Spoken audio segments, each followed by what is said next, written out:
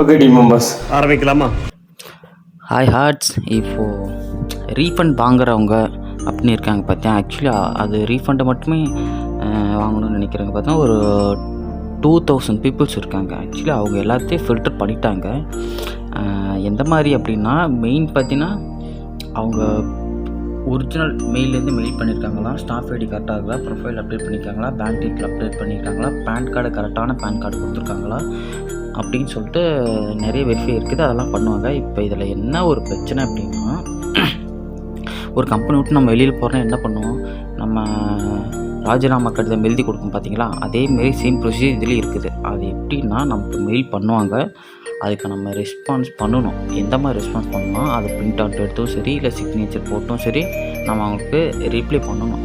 பண்ணால் மட்டும்தான் இது ஆக்டிவேட் ஆகும். அப்படி தான் இதுதான் ப்ரொசீஜர். லீகலாக மூவ் பண்ணணும் அப்படின்னா இதுதான்.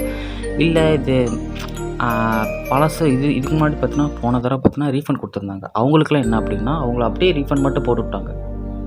அவங்களுக்கு எந்த ஒரு இதுவுமே இல்லை. ஆனால் இப்போ அதேமாரி ப்ரொசீஜரில் பண்ணணும் அப்படின்னா அப் டு 38% வரலும் பார்த்தோன்னா ஃபண்டு டிடெக்ட் ஆகும் அப்படிங்கிற மாரி எஸ்பிஓ தரப்பில் சொல்லியிருக்காங்க. ஆனால் அந்த மாதிரி பண்ண இல்லை, வாய்ப்பு இல்லை அப்படின்னு சொல்லி தான் எஸ்பிஓ தரப்பில் சொல்லியிருக்காங்க. இப்போ இது லீகலாக நம்ம கரெக்டாக ஒரு டீம் படி ஒரு மூவ் பண்ணணும் அப்படின்னா நோட்டீஸ் போல் நேற்று அனௌன்ஸ் பண்ணாங்க. இந்த பேட்ச் பார்த்தீங்கன்னா ஒரு 2000 பீப்புள் இருக்காங்க. அவங்களுக்கெல்லாம் சேம் இதே ப்ரொசீஜரில் பார்த்தீங்கன்னா ரீஃபண்ட் ஆகிடும்.